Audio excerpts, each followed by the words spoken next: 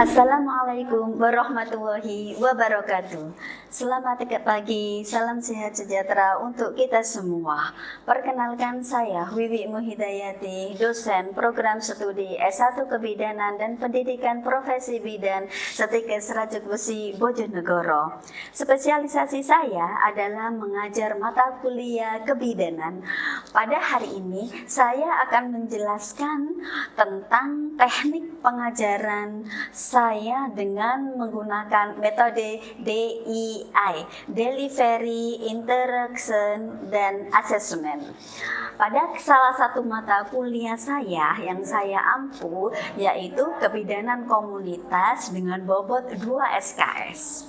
Sebelum saya menjelaskan lebih lanjut mengenai teknik pengajaran saya, terlebih dahulu saya akan menjelaskan deskripsi singkat, luaran yang diharapkan, dan mode pembelajaran pada kuliah kebidanan komunitas. Kebidanan komunitas merupakan mata kuliah utama program studi yang memberikan kemampuan kepada mahasiswa untuk memberikan asuhan kebidanan komunitas dengan memperhatikan aspek budaya yang berfokus pada upaya preventif, promotif, deteksi dini, dan rujukan, serta berorientasi pada pemberdayaan masyarakat yang didasari oleh pengetahuan, sikap, dan keterampilan. Pada kuliah ini akan membahas lingkup tentang bagaimana mengemukakan tentang konsep-konsep kebidanan komunitas, asuhan kebidanan berbasis komunitas, dan budaya, program terkait kesehatan ibu, anak, dan kesehatan reproduksi, pelayanan kesehatan kebidanan di komunitas, diagnosa komunitas, pengelolaan masalah di komunitas, advokasi, negosiasi, dan membangun kemitraan di komunitas, serta pencatatan dan pelaporan di komunitas. Dengan mengikuti mata kuliah kebidanan komunitas ini, mahasiswa diharapkan mampu memahami beberapa hal sebagai berikut: mampu mengemukakan konsep kebidanan komunitas, mampu menguraikan program terkait kesehatan ibu, anak, dan kesehatan reproduksi, mampu mengidentifikasi masalah-masalah kesehatan di kebidanan komunitas, mengidentifikasi peran serta masyarakat dalam menunjang kesehatan ibu dan anak di komunitas yang dikondisikan sesuai situasi, mampu merancang manajerial asuhan kebidanan komunitas baik di rumah, posyandu, polindes, dan kegawat daruratan kebidanan, mampu menganalisa ekologi manusia dan perilaku manusia serta cultural awareness, mampu menguasai pelayanan kebidanan komunitas, mampu menyusun pengelolaan program pemerintah yang berkaitan dengan KIA, KB di wilayah kerja melalui pelaksanaan, pencatatan, dan pelaporan PWS KIA, dan melakukan monitoring evaluasi kegiatan kebidanan komunitas. Untuk bisa mencapai kemampuan tersebut, mahasiswa akan diberikan topik-topik yang nantinya akan dibahas pada saat perkuliahan. Nah, setelah kita mengetahui gambaran singkat mata kuliah kebidanan komunitas yang saya ampu, selanjutnya saya akan menjelaskan teknik pengajaran yang saya gunakan, yaitu DII, Delivery. Bagaimana saya menyampaikan perkuliahan kepada mahasiswa dengan menggunakan textbook, kemudian mahasiswa diharapkan membuat rangkuman yang akan dibahas pada saat pertemuan berikutnya. Kemudian teknik yang kedua yaitu interaction.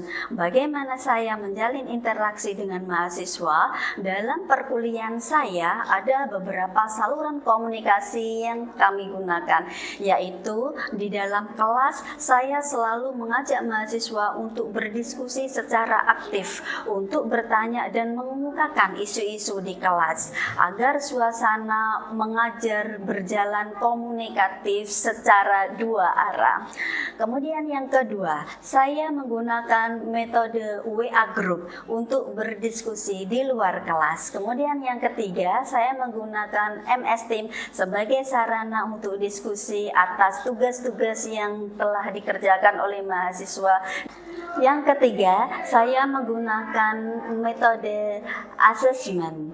Asesmen yaitu bagaimana saya menilai mahasiswa. Pada pertemuan pertama, saya menjelaskan kontrak perkuliahan. Penilaian yang saya berikan yaitu meliputi nilai tugas, nilai UTS, nilai UAS. Selanjutnya, saya akan memberikan cuplikan pembelajaran kepada mahasiswa.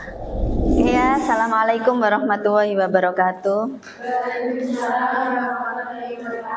Selamat pagi, salam sehat sejahtera untuk kita semua. Pada pagi hari ini kita akan belajar pada mata kuliah Asuhan Kebidanan Komunitas ya. Sebelum kita mulai pelajaran Asuhan Kebidanan Komunitas, ini semuanya masuk semuanya, hadir ya? Hadir lengkap ya. Sebelum kita memulai mata kuliah Asuhan Kebidanan Komunitas, saya akan memutarkan satu video stretching ya. Biar apa? Biar kita nggak tegang ya. Biar ototnya nggak kaku. Yuk, bisa berdiri semuanya? Dimulai. Diikutin.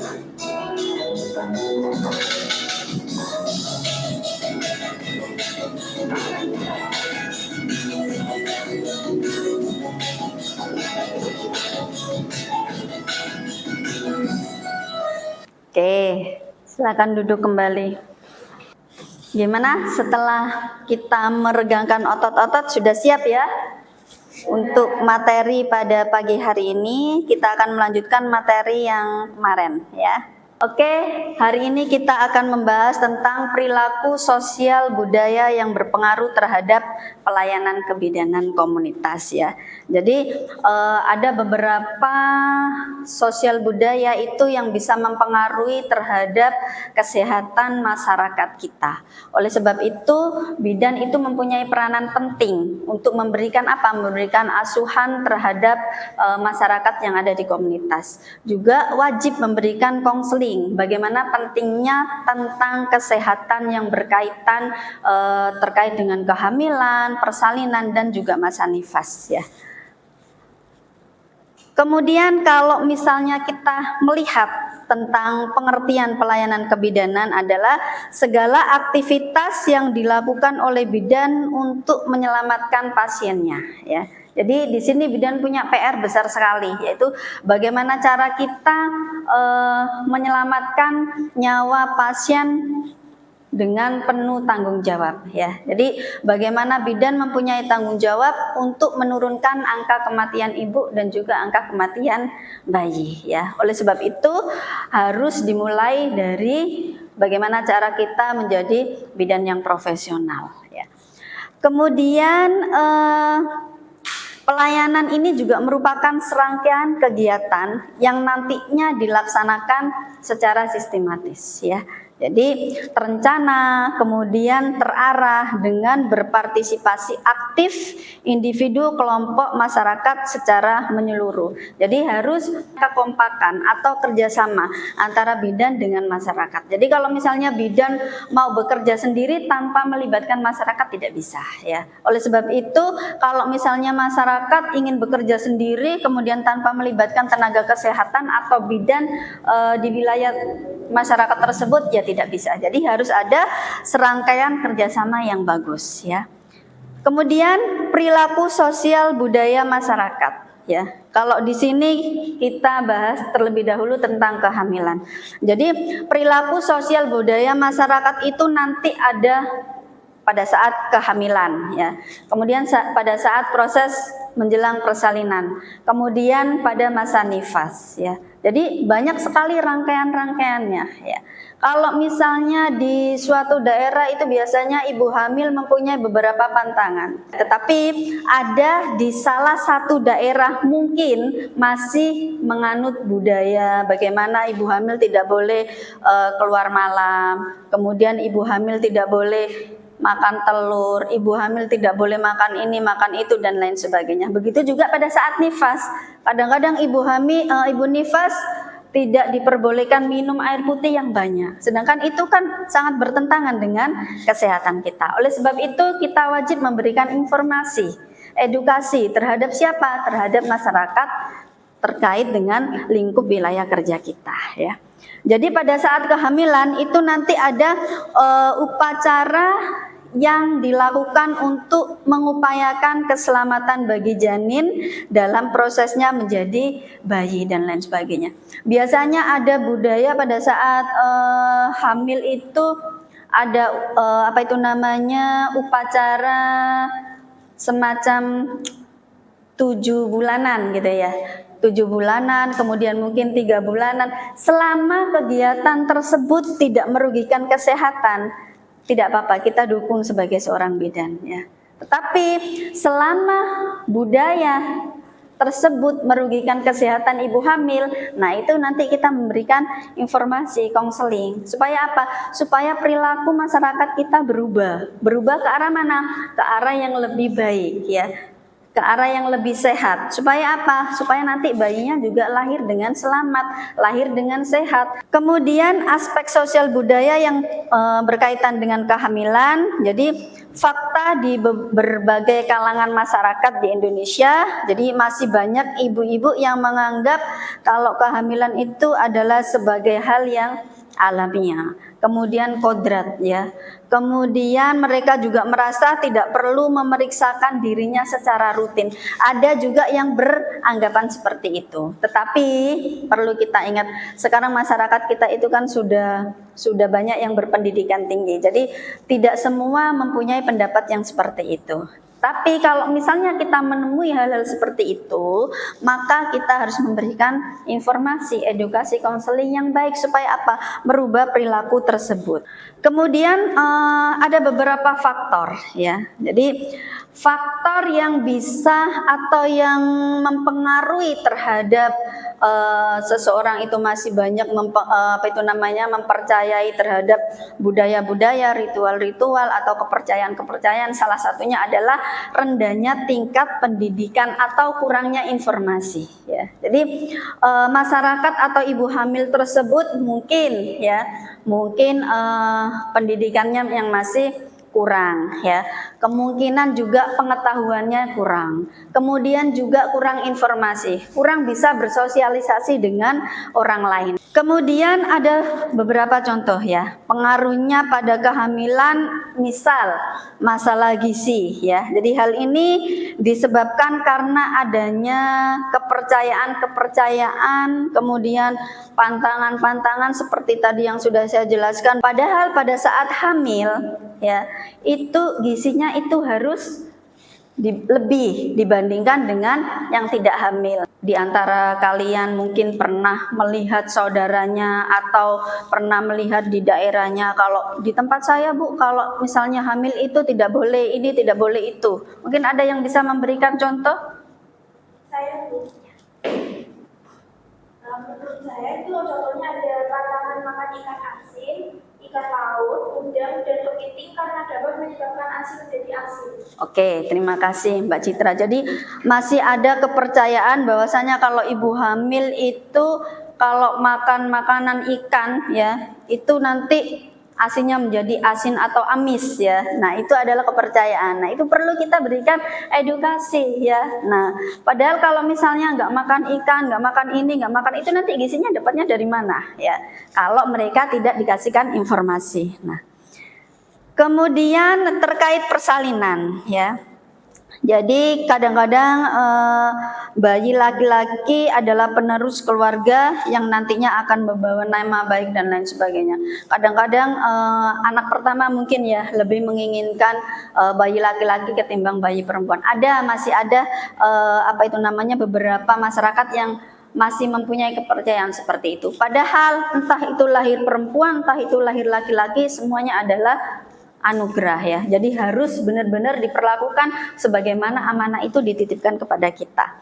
Kemudian misalnya melahirkan di tempat terpencil ya, hanya dengan dukun. Mungkin katakanlah di suatu wilayah kita ternyata tempatnya itu jauh sekali ya, sehingga apa? Sehingga klien tidak mau datang ke tempat kesehatan, harus melahirkan di dukun dan lain sebagainya. Nah, ini harus kita berikan edukasi ya, sebelum dia proses persalinan masuk di trimester 3 itu harus kita berikan edukasi ya. Supaya apa? Supaya kalian paham dan mengerti ya.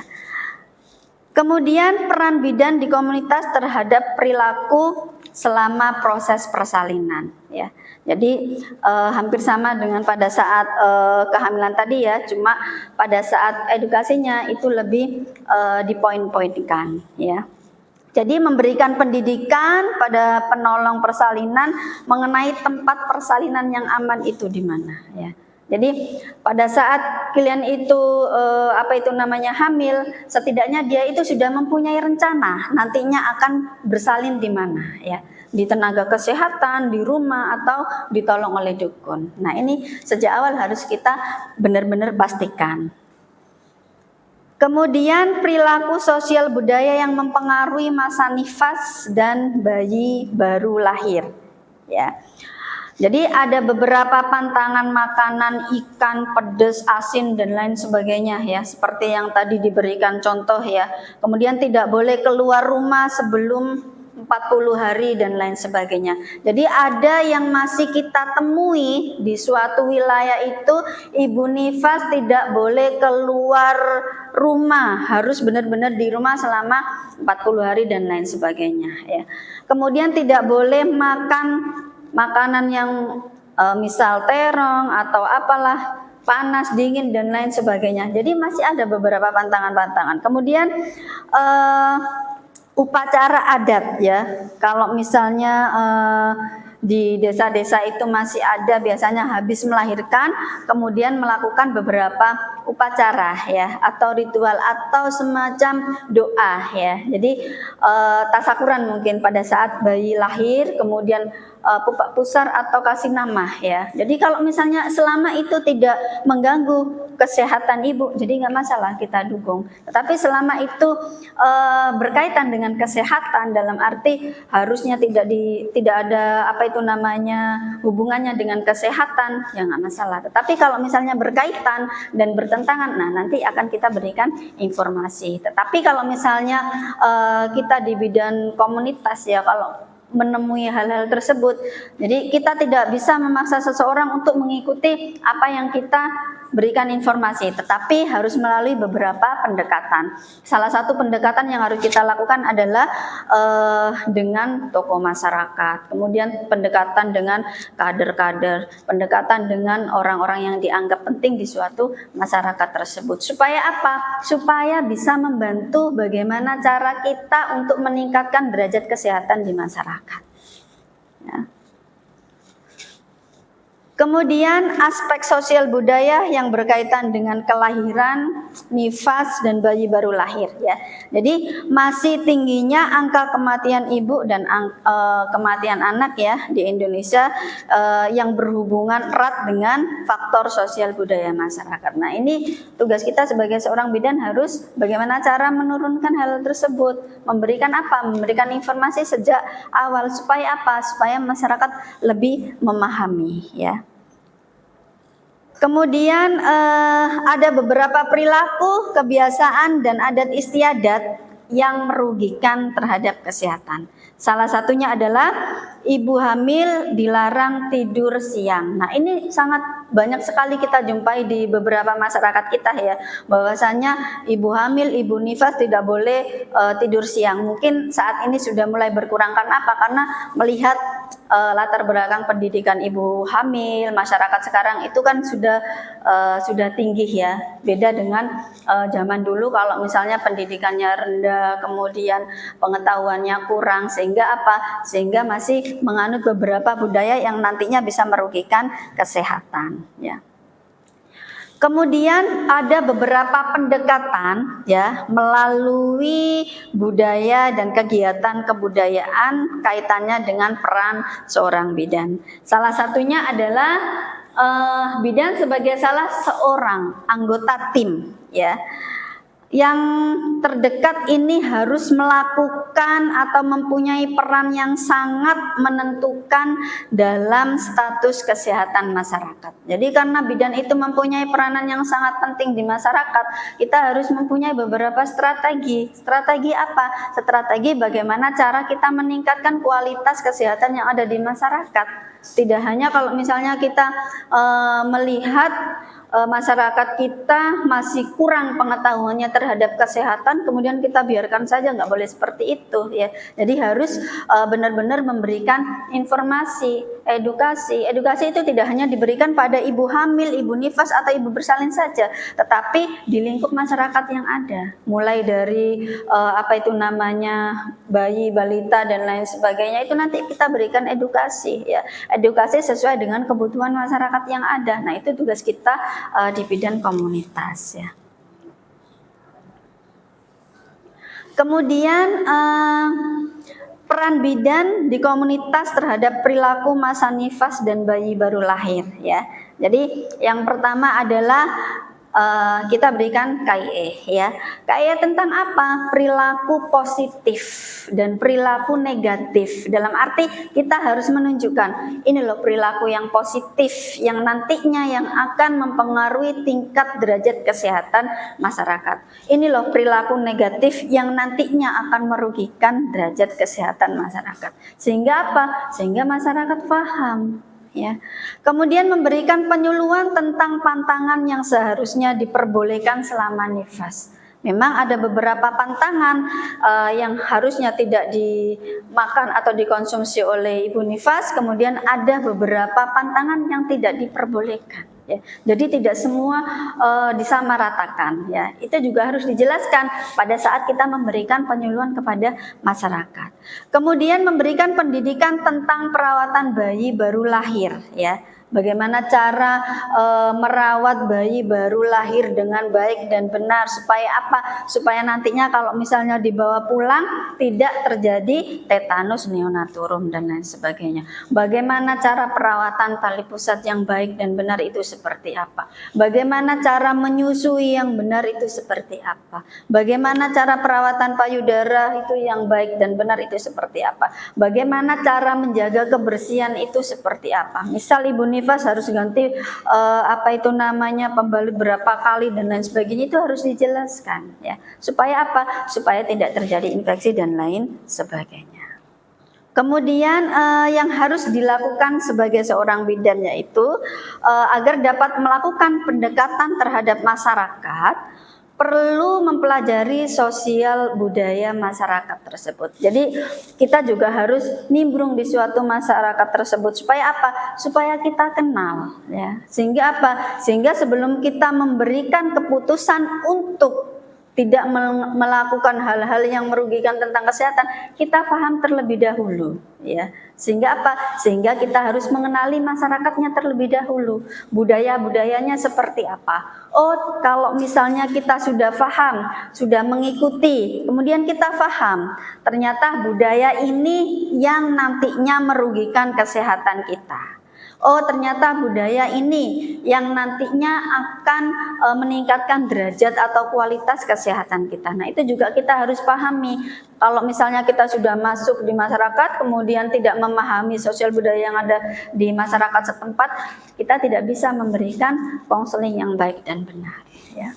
Kemudian ada beberapa aspek pendekatan melalui agama dalam memberikan pelayanan kebidanan dan kesehatan. Jadi agama memberikan petunjuk kepada manusia untuk selalu menjaga kesehatan. Jadi ini tadi juga sudah disampaikan di awal bahwasanya kalau misalnya kita mau melakukan suatu tindakan di masyarakat, itu kita tidak bisa bekerja secara sendiri, harus bekerja sama dengan orang-orang terkait, misalnya tokoh masyarakat, tokoh yang dianggap penting di masyarakat tersebut siapa, itu nanti kita libatkan ya. Bukan berarti saya sudah ditugaskan di suatu desa kemudian nanti saya bekerja sendiri, tidak bisa seperti itu. Jadi harus saling bekerja sama. Supaya apa? Supaya nanti kita bisa meningkatkan derajat kesehatan masyarakat itu lebih baik dari sebelumnya. Oke, dari penyampaian yang sudah saya sampaikan di awal sampai dengan pada saat ini tadi,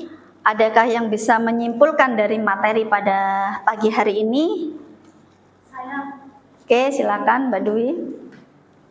Jadi dapat disimpulkan bahwa melalui kegiatan-kegiatan kebudayaan tradisional setempat, bidan dapat berperan aktif untuk melakukan promosi kesehatan kepada masyarakat dengan melakukan penyuluhan kesehatan di sela-sela acara kesenian atau kebudayaan tradisional tersebut. Misalnya, dengan kesenian wayang kulit atau kegiatan masyarakat lainnya, melalui pertunjukan dan kegiatan masyarakat ini diselipkan pesan-pesan kesehatan yang ditampilkan di awal pertunjukan dan pada akhir pertunjukan. Oke, terima kasih Mbak Dwi. Jadi seperti yang sudah saya sampaikan tadi, bahwasanya kita nantinya akan mencapai suatu keberhasilan masuk di suatu wilayah kalau kita sudah memahami medannya seperti apa. Sehingga apa? Sehingga nanti kalau misalnya ada beberapa kegiatan masyarakat, kita nanti akan mengikuti. Kita akan menyelipkan beberapa misi kita terkait dengan kesehatan, program-program kita apa yang nanti akan kita sampaikan kepada masyarakat. Kalau kita tidak mengenal, nah kita nggak ngerti masuknya dari mana, informasinya dari mana. Sudah paham semua ya untuk pertemuan pada hari ini? Nah, kalau sudah paham semuanya, saya akan memberikan kuis untuk hari ini ya. Silakan dibaca, dicermati, dipahami, kemudian nanti dipastikan jawaban-jawaban mana yang sesuai dari kuis pada pagi hari ini. Jadi seorang bidan di desa di wilayah tempat bekerjanya masih banyak dijumpai kebiasaan pantang makan, seperti ibu hamil tidak boleh makan makanan yang amis karena nantinya air kawahnya akan berbau amis. Nah, apakah upaya yang harus dilakukan bidan desa sesuai dengan kasus di atas? Bisa nanti dipastikan jawaban yang paling tepat di antara A, B, C, D, E ini apa. Silakan dibaca, dicermati, kemudian nanti dijawab kuisnya. Oke, silakan. Jawabannya apa? Jawabannya D, memberikan maksudnya gizi yang baik selama hamil. Alasannya adalah menjalankan perhatian di masyarakat, seringkali bidan dihadapkan pada mitos-mitos yang berlaku di masyarakat. Bidan berperan untuk mengatasi masalah ini dengan memberikan pendidikan kesehatan mengenai mitos-mitos yang dapat merugikan kesehatan ibu dan bayi. Dalam kasus ini, bidan perlu melakukan konseling gizi yang baik selama hamil kepada perempuan hamil dan masyarakat. Oke, terima kasih. Jadi bisa dipahami ya untuk pertemuan pada siang hari ini ya. Mari kita tutup pada pertemuan hari ini supaya apa yang kita pelajari pada hari ini bisa membawa keberkahan untuk berikutnya, dan semoga kita semua menjadi bidan yang profesional yang benar-benar diharapkan oleh negara kita ya. Terima kasih. Assalamualaikum warahmatullahi wabarakatuh. Waalaikumsalam warahmatullahi wabarakatuh.